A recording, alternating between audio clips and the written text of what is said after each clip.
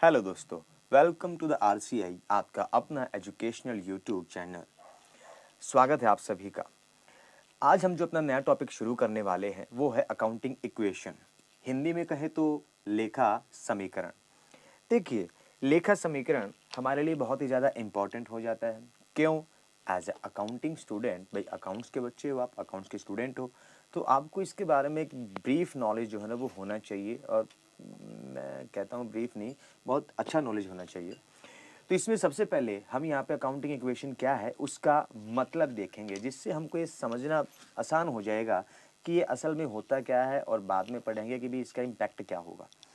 देखिए, सबसे पहले तो बात इसके मीनिंग की अगर बात करी जाए तो इस पॉइंट में हम यहाँ पे सबसे पहला पढ़ेंगे कि अकाउंटिंग इक्वेशन का मतलब क्या है। तो देखिए, मतलब समझने के लिए हमको समझना होगा बैलेंस शीट को। किसको समझना होगा? बैलेंस शीट को। भाई, कोई भी बिजनेस है उसको साल के एंड में ये जानना होता है कि उसकी जो फाइनेंशियल पोजीशन है, ठीक है, फाइनेंशियल पोजीशन वो कैसी है, अच्छी है कि बुरी है, ये पता करना होगा। फाइनेंशियल पोजीशन का मतलब कि भी उसके पास कुल कितनी असेट्स हैं और कितनी उसने लायबिलिटी चुकानी है। क्लियर? अब अगर मान लीजिए एक बिजनेस फर्म है, उसके पास असेट्स तो बहुत ज़्यादा है लेकिन लायबिलिटी उसने बहुत कम देनी है, तो इसका मतलब उसके पास बहुत ही बड़ी क्वांटिटी में कैपिटल होगा और वो बड़े से बड़े काम को, बड़े से बड़ी अपॉर्चुनिटीज़ और रिस्क को ईजिली टैकल कर पाएगा। और अगर वहीं हमने यहाँ पे कर्जा ज़्यादा है सिर पे, लाइबिलिटीज़ मतलब एक इस काइंड ऑफ कर्जा कह सकते हो, कर्जा ज़्यादा है और असेट्स हमारे पास बहुत कम है, तो ऑब्वियसली कि आपको या उस फर्म को कोई भी एक अच्छी फर्म तो मानने वाला है नहीं। क्यों? क्योंकि सबको लगेगा कि भी यहाँ पे तो रिस्क बहुत ज़्यादा है। तो चलिए हम समझते हैं। तो ये बैलेंस शीट जो होती है, इससे हमको हमारी बिजनेस की फाइनेंशियल पोजीशन के बारे में पता लगता है। तो बैलेंस शीट का जो फॉर्मेट है, तो राइट साइड हम सभी असेट्स को शो करते हैं और लेफ्ट साइड हम सभी लाइबिलिटी और कैपिटल। मैं इसको अलग अलग लिख रहा हूँ, अदरवाइज हम यहाँ पे सिर्फ और सिर्फ लाइबिलिटी टर्म का इस्तेमाल करते हैं।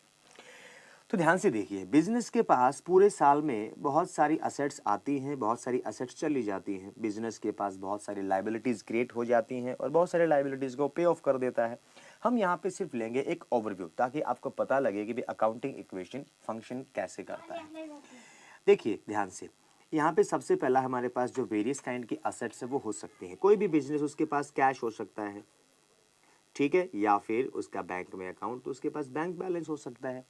इसके साथ ही उसके डेटर्स कि अगर मान लीजिए उसने किसी को उधार में माल बेचा है तो उसके डेटर्स क्रिएट हो जाएंगे। और अगर मान लीजिए कि भी उसका जो स्टॉक है तो वो भी यहाँ पे एज असेट के रूप में दिखाया जाएगा, एज एन असेट। उसके बाद उसके पास अगर फर्नीचर है, और इसके अलावा वेरियस काइंड के जो असेट्स है वो हो सकती है, जैसे मशीनरी हो सकता है, बिल्डिंग हो सकता है, लैंड हो सकता है, प्लांट हो सकता है, और वेरियस काइंड के ऑफिस टूल्स वगैरह, वो सब इसके अंदर कंसिडर करे जाते हैं। ठीक है, बस मैं यहाँ पे एक ओवरव्यू दे रहा हूँ। ये सभी क्या है? असेट्स। ठीक है, इसके साथ ही हमारा जो लेफ्ट हैंड साइड की तरफ जो पोर्शन है, इसको लाइबिलिटी पोर्शन बोला जाता है। इसके अंदर हम कैपिटल, अब कैपिटल क्या होता है? तो बिजनेस का जो ऑनर है, बिजनेस का जो मालिक है, जो पैसा बिजनेस में लगा रहा है, वो उसकी कैपिटल बन जाएगा। ठीक है, और इसके साथ साथ जो अदर लाइबिलिटी है, अब मान लीजिए बिजनेस ने किसी पे से उधार में माल खरीदा है, ठीक है, तो वो उस बिजनेस के लिए लाइबिलिटी बन जाएगा, यानी कि वो उसका क्रेडिटर बन जाएगा। ठीक है भाई, क्रेडिटर्स। उसके बाद फिर बात करते हैं बैंक ओवरड्राफ्ट। बैंक ओवरड्राफ्ट, तो ये भी एक काइंड ऑफ असेट्स है भाई। उसके बाद फिर बात करते हैं हमारे पास, अगर बैंक से कोई लोन ले रखा है, ठीक है, बैंक लोन, यहाँ पे लोन किसी थर्ड पार्टी से भी हो सकता है। तो मैं बस यहाँ पे समझाना चाह रहा हूँ कि ये चीज़ें। अब देखिए, हम क्या करना चाहें, हम क्या करेंगे, हम यहाँ पे हम सभी असेट्स का, मान लीजिए हमारे पास कैश है 10,000 रुपये, हमारे पास जो डेटर्स हैं वो 5,000 रुपये, हमारे पास जो स्टॉक है वो हमारा कितना होएगा, यहाँ पे वो स्टॉक मान लीजिए ये भी आ गया हमारे पास 10,000 रुपये। ठीक है, उसके बाद फर्नीचर जो है वो भी हमारे पास 10,000 रुपये। तो इसका मतलब हमारे जो टोटल असेट्स हैं वो कितनी, 10, 20, 30 और ये 35,000। तो अब अगर असेट्स 35,000 है तो ध्यान दे हमारा जो लायबिलिटी पोर्शन है ना वो किसी भी कीमत पे 35,000 से कम या ज्यादा नहीं हो सकता। It means assets is equal to capital plus liability. बोले क्या सर कभी भी ये चीज इक्वली रहेगी, कभी भी ये चीज अलग नहीं हो सकती? जी हाँ, ये इक्वेशन हमेशा ऐसी के ऐसी रहेगी। अगर कभी भी किसी भी कंडीशन में कल को अगर ऐसा या ऐसा होता है तो समझ लीजिए कि आपकी जो अकाउंटिंग है ना उसमें क्या हो गई, आपसे गलती हो गई है। ठीक है, ये चीज यहाँ पे बड़ी समझने की बात है। तो बोले सर कैसे? तो इधर मान लीजिए हो सकता है कि जो हमारे पास ओवरड्राफ्ट है वो 5,000 रुपये का हो और इधर जो बैंक लोन है वो 10,000 रुपये का हो। अब बाकी कितना बचा हमारे पास 20,000, वो यहाँ पे 10,000 रुपये हमारे क्रेडिटर हो गए और हो सकते हैं बाकी के जो 10 हैं वो हमारे क्या हो गए भाई, कैपिटल। तो इस कंडीशन में आप देख सकते हो कि हमारी जो लायबिलिटीज का जो टोटल है ना वो भी कितना आ रहा है, 35। यानी कि हमेशा ये इक्वेशन बनी रहेगी। क्या सर चेंज हो सकता है? तो कहता है नो। अब हम क्या कर रहे हैं, अकाउंटिंग इक्वेशन में हम डिफरेंट काइंड के जो ट्रांजैक्शन है उनको लेंगे और उन ट्रांजैक्शंस का इन्हीं चीजों के ऊपर इम्पैक्ट देखेंगे कि भी यहाँ पे कोई भी ट्रांजैक्शन बिजनेस में अगर होती है, कोई भी लेन देन अगर बिजनेस में होता है तो उसका बिजनेस की फाइनेंशियल पोजीशन यानी कि असेट्स और लायबिलिटीज पे क्या इम्पैक्ट होता है। ठीक है, यही देखना हमारा काम है और इसको हम करेंगे अकाउंटिंग इक्वेशन के थ्रू, समझेंगे। अब बात करते हैं, बोले सर यहाँ पे अगले पोर्शन पे अब हमने यहाँ पे वेरियस ट्रांजैक्शन का यूज करते हुए हम वेरियस ट्रांजैक्शन को यहाँ पे स्टडी करेंगे और देखेंगे कि इसका हमारी जो फाइनेंशियल पोजीशन है उस पर क्या इम्पैक्ट पड़ेगा। सबसे पहले हम यहाँ पे एक कंप्लीट फॉर्मेट बना लेते हैं अकाउंटिंग इक्वेशन। देखिए ध्यान से, ये कोई गवर्नमेंट के द्वारा अप्रूव्ड या कोई कंपनी अकाउंट के थ्रू कंपनी एक्ट के थ्रू अप्रूव्ड कोई फॉर्मेट नहीं है, ये हमने अपनी सहूलियत के लिए बनाया हुआ है। ठीक है, यहाँ पे इस पोर्शन में हम यहाँ पे रख देंगे कैपिटल। ध्यान दें, कैपिटल। ये पोर्शन हमारे पास हम लायबिलिटी के लिए रख लेंगे। ध्यान दें, लायबिलिटी। ठीक है भाई, और इधर वाला जो पोर्शन है ये हमने असेट्स के लिए रख लिया। तो ध्यान दें, असेट्स हमेशा बराबर रहेंगी लायबिलिटी प्लस कैपिटल के। अब ध्यान दें, असेट्स हमारे पास अलग अलग तरीके की हो सकती हैं तो उनके नाम का कॉलम यहाँ पे नीचे बनाएं, अपनी अंडरस्टैंडेबिलिटी के हिसाब से आप काम करें। ठीक है, और इधर जो पॉइंट या जो कॉलम बचा ये पार्टिकुलर होएगा। ठीक है, अभी देखना क्या है, जो अलग अलग तरीके की ट्रांजैक्शन होंगी उनको हम यहाँ पे पर्टिकुलर में लिखेंगे और उनका इम्पैक्ट असेट्स पे, लायबिलिटीज पे और कैपिटल पे क्या होगा ये इस फॉर्मेट के थ्रू शो करेंगे। क्लियर? बोले हाँ जी, ठीक है, बहुत बढ़िया। तो चलिए सबसे पहले जो नॉर्मल सी एक ट्रांजैक्शन है जो आसान भी हो और आप सभी को इजीली समझ में भी आ जाएगी, वो है बिजनेस स्टार्टेड विद कैश। ठीक है, बिजनेस स्टार्ट्स विद कैश। अब ये कैश की अमाउंट कितनी भी, 1,00,000, 10,000, 5,000, जो भी क्वेश्चन के अकॉर्डिंग दिया हो वो आप ले सकते हैं। तो देखिए ध्यान से, इस चीज़ को यहाँ पे समझने के लिए मैं आपको थोड़ा सा अगले पेज पे समझाना चाहूँगा हर एक ट्रांजैक्शन को। देखिए, उसने कहा बिजनेस जो है ना वो कैश से यानी कि सी यानी कि कैश से शुरू करा गया है। ठीक है, और दूसरी बात कहते ये कैश जब बिजनेस स्टार्ट कर रहा है बंदा तो इसका मतलब ये ऑनर ने ही पैसा लगाया होगा। ठीक है, ये कैश किसने लगाया, ऑनर ने। जब ऑनर ने ये कैश लगाया है तो ये क्या बन जाएगा, सीधा सीधा कैपिटल। तो हम अपनी इक्वेशन में क्या करेंगे, बिजनेस स्टार्टेड विद कैश, तो असेट, क्योंकि कैश हमारी असेट है तो असेट साइड हमें कैश का कॉलम क्रिएट करेंगे। ठीक है भाई, कैश का कॉलम क्रिएट कर लिया। अब इस तरफ मान लीजिए यहाँ पे बिजनेस में उसने 10,000 रुपए के कैपिटल लगाई तो हमने 10 मेंशन कर दिए और सीधा सीधा वो 10,000 रुपए हम यहाँ पे कैपिटल हेड के अंदर भी ऐड करते चले जाएंगे। तो अब अकाउंटिंग इक्वेशन की बात करें तो देखिए, assets is equal to capital plus liability. तो असेट्स का पोर्शन का जो टोटल है वो कितना है, 10,000 और इधर लाइबिलिटी प्लस कैपिटल का टोटल कितना है 10,000। तो इक्वेशन 101% मैच कर गई, यानी कि हमसे कोई भी गड़बड़ यहाँ पे नहीं हुई है। ठीक है, आगे चलते हैं। अब कोई भी पर्सन कह सकता है यहाँ पे, बोले सर अगर हम यहाँ पे जो गुड्स हैं, माल है, वो परचेज कर ले। ठीक है, गुड्स परचेज रुपीज कितना भी लगा लीजिए आप। तो मैं यहाँ पे समझाने के लिए अगले पोर्शन पे, अगले पेज पे लेके चलता हूँ।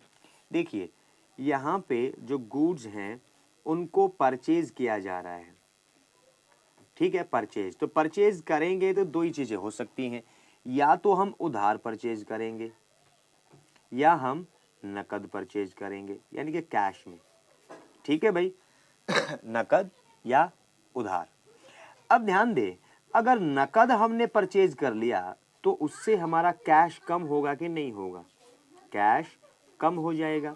तो इसका मतलब हम अपने कैश में से उसको कम करेंगे, और क्योंकि ये कैश हमारे पास से चला गया, उसके बदले हमारे पास क्या आ गया? गुड्स। इसको हम अपने असेट्स के अंदर ही स्टॉक नामक हेड के अंदर शो कर देंगे। होपफुली कि आपको ये बात समझ में आई होगी, यानी कि एक तरफ से तो कैश कम हो जाएगा और दूसरी तरफ से स्टॉक बढ़ जाएगा। तो इक्वेशन वापस इक्वल के इक्वल। समझाने के लिए पिछले पेज पे वापस चलते हैं और मैं यहाँ पे इसको आपको क्लैरिफाई कर देता हूँ। देखिए गुड्स जब परचेज करी, बोले कितने रुपए की? मान लीजिए सर हमने यहाँ पे गुड्स जो है 2,000 रुपए की परचेज करी, और वो भी कैसे? बोले नकद में परचेज करी। तो मैं अपने कैश कॉलम में से 2,000 रुपए माइनस कर दूंगा। बोले हाँ जी सर, कोई प्रॉब्लम नहीं। लेकिन ठीक इसके उल्टे इतने का ही स्टॉक भी तो मेरे पास आ गया ना, है ना? कितने रुपए का? बोले मैं मेरे स्टॉक में 2,000 बढ़ा दूंगा। अब अगर मैं टोटल करूं तो इधर मेरे पास आ गया 8,000 रुपया, और इधर कितना है? 2,000 रुपया। अब 8 और 2 आप कहोगे बोले सर 10,000। तो इधर कैपिटल का टोटल कितना है? आप कहोगे सर जी ये तो अभी भी 10,000 है। तो इक्वेशन इक्वल हुई कि नहीं हुई? यानी कि माल खरीदा नकद में तो कैश कम हो गया, तो स्टॉक में बढ़ गया। क्लियर? अब यहाँ पे तीसरे पॉइंट पे ले लेते हैं। हम बात करते हैं कि हमारा जो स्टॉक है वो हम उधार में, यानी कि माल जो है वो उधार में परचेज करें तो सर, ठीक है ध्यान दे, गुड्स परचेज, लेकिन कैसे? बोले सर क्रेडिट बेसिस पे। ठीक है, उधार में परचेज करा, ठीक है सर। तो इधर हमारे कैश पे कोई इंपैक्ट नहीं, क्योंकि हमने उधार में परचेज करा, कोई पेमेंट तो नहीं करी ना हमने उसको। बोले नहीं सर, तो कॉलम को मैंने खाली छोड़ दिया। दूसरी बात, मेरे स्टॉक में, बोले हाँ सर, माल उधार में भले ही परचेज करा हो, लेकिन हमने स्टॉक में तो ऐड होएगा ना, हमारे पास माल तो आएगा ना। तो हमने मान लीजिए यहाँ पे माल परचेज करा 5,000 रुपये का, तो मेरे स्टॉक में बढ़ गया 5।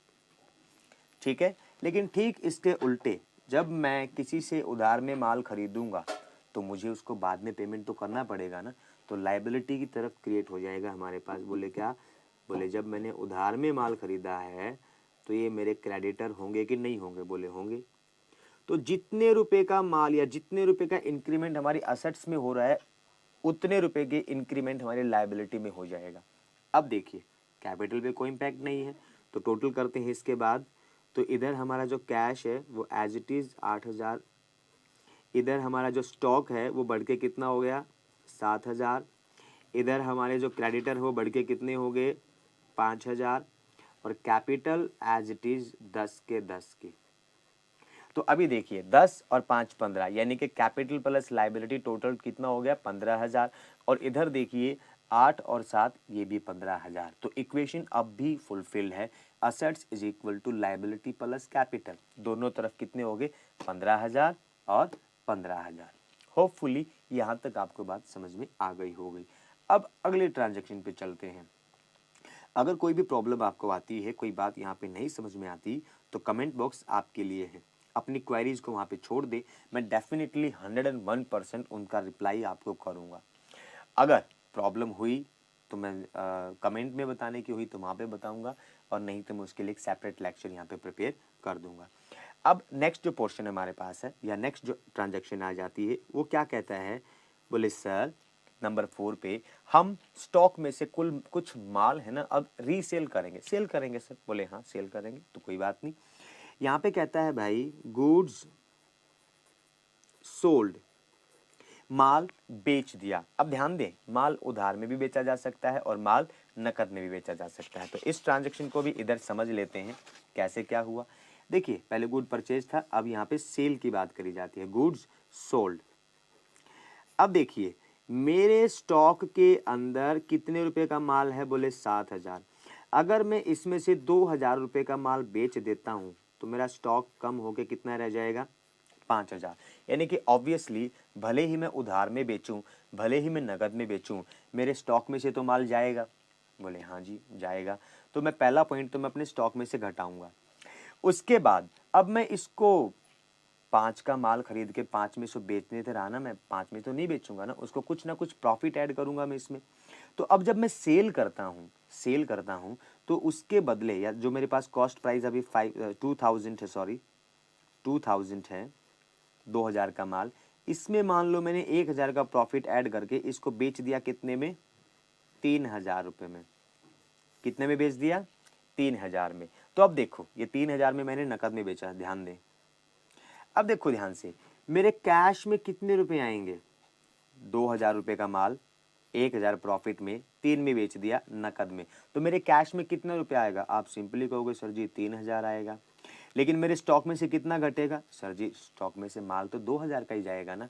तो जो अंतर आया 1,000 रुपये का, उसको हम कहाँ पे, बोले सर हम उसको कैपिटल में ऐड कर देंगे। कहाँ पे, कैपिटल में ऐड कर देंगे। बोले कैसे सर, देखिए इधर ध्यान दें कि हमने माल बेचा है नकद में, तो 3,000 रुपये का माल हमने बेचा, तो हमारे कैश में कितने रुपए आ गए, 3,000। हमारे स्टॉक में से कितने रुपए माइनस हो गए, बोले सर 2,000।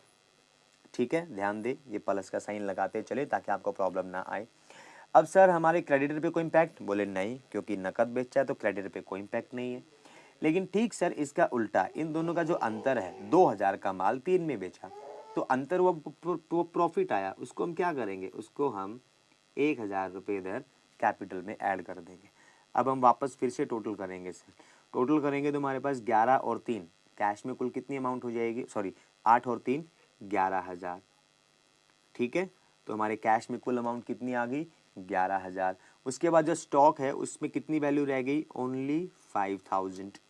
क्रेडिटर पे कोई इम्पैक्ट नहीं सर, ये पहले भी 5 के थे और अब भी 5 के हैं।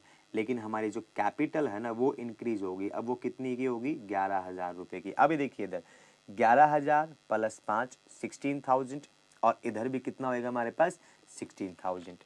Assets is equal to liability plus capital. अब भी इक्वेशन फिट आ रही है हमारी, बोले हाँ जी। अब सर अगर मान लीजिए हम ये स्टॉक है ना नकद की बजाय उधार में बेच दे, तो अब यहाँ पे कहता है 1,000 रुपये का माल 500 रुपये प्रॉफिट पे बेचा। ध्यान दे यहाँ पे नंबर 5 पे कहता है गुड्स सोल्ड, लेकिन कैसे, क्रेडिट बेसिस पे। कैसे बेचा, 1,000 रुपये का माल 500 रुपये के प्रॉफिट पे बेचा उधार में। तो देखो जब उधार में बेचा तो कैश में तो कोई अमाउंट आनी नहीं, बोले हाँ जी सर। स्टॉक में से कितना घटाऊं, बोले सर कॉस्ट को घटाएंगे ना, 1,000 रुपये का माल, बोले हाँ जी।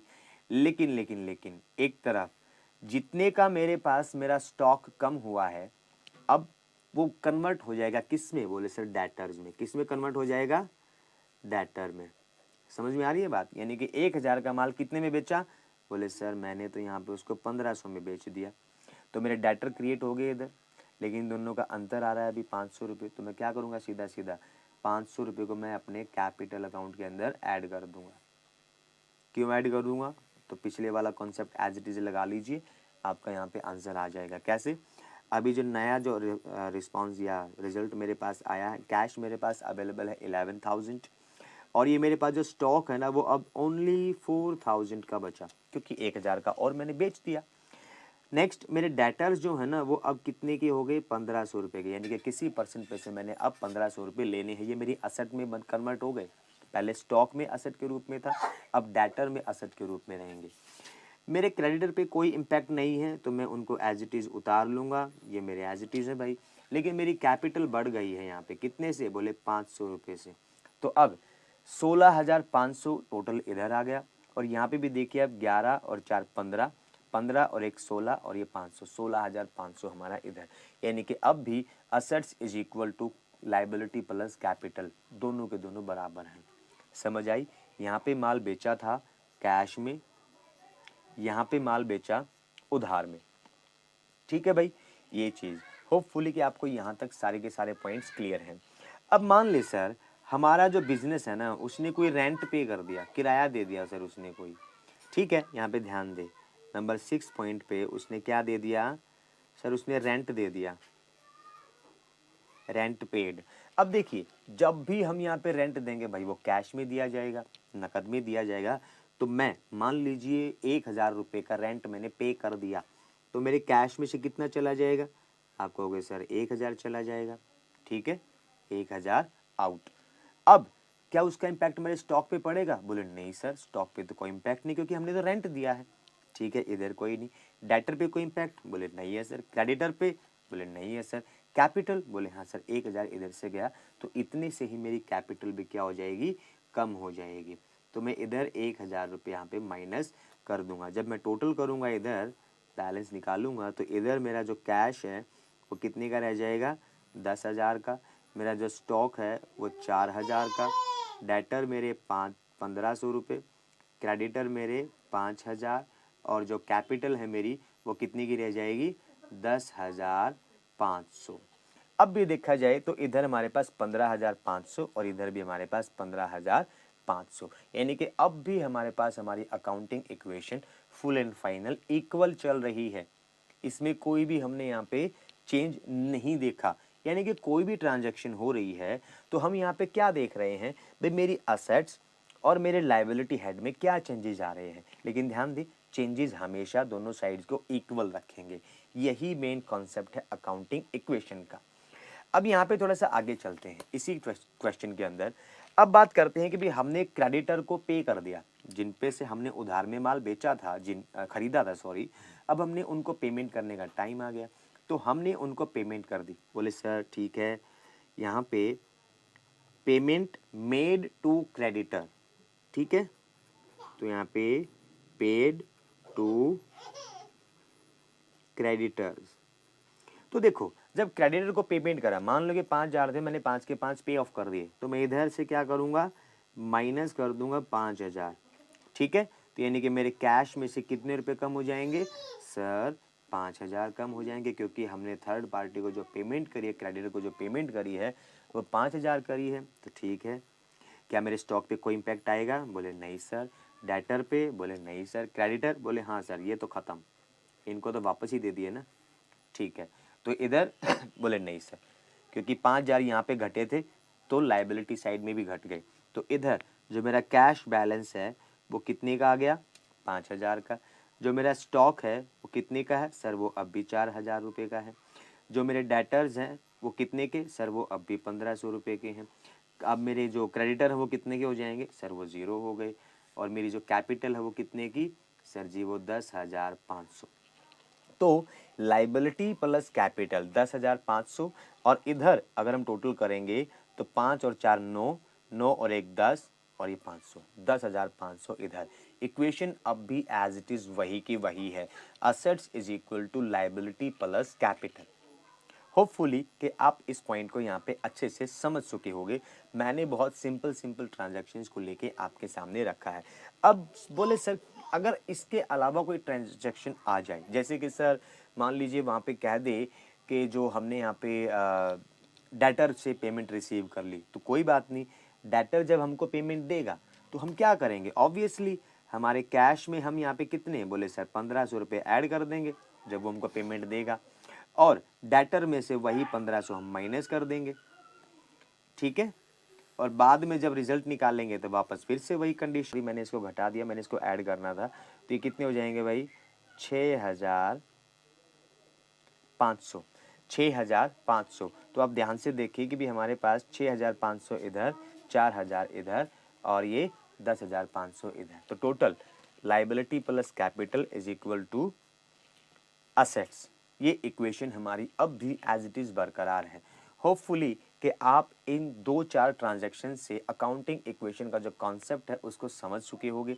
तो अभी के लिए इतना ही। इससे अगली जो ट्रांजैक्शन यहाँ पे इससे थोड़ी सी टिपिकल होने वाली है, जो थोड़ा सा अंडरस्टैंडिंग के साथ करनी होगी, वो हम आपको बताएंगे अगले लेक्चर में। तो तब तक के लिए बहुत बहुत धन्यवाद।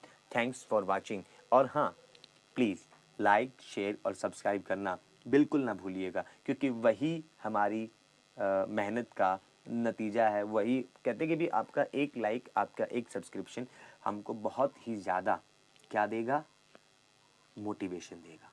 तो बहुत बहुत धन्यवाद बने रहने के लिए। Thank you.